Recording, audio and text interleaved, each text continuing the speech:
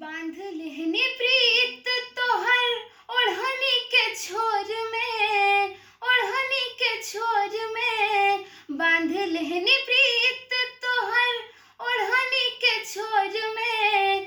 बस गइल मन के कजरा अखिए के कोर में, ना जाने जादू कैसन यार हो गइल।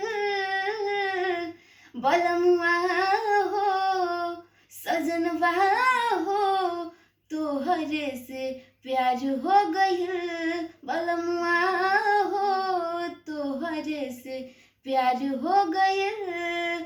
मन बसंत बगिया में राजा भौरा बन के आ गइला।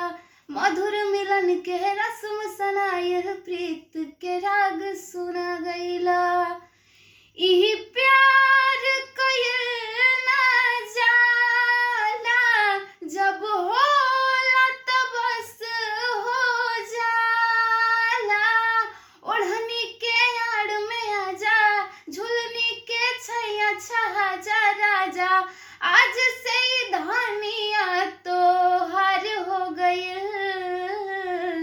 बलमुआ हो सजनवा हो तोहरे से प्यार हो गइल। बलमुआ हो तोहरे से प्यार हो गइल।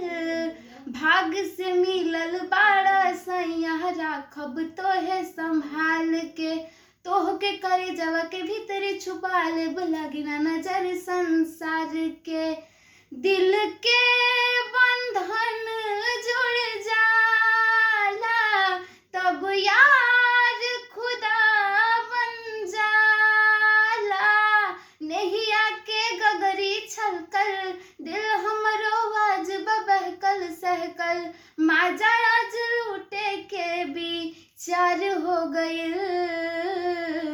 बलमुआ हो सजनवा हो तोहरे से प्यार हो गइल। बलमुआ हो तोहरे से प्यार हो गइल।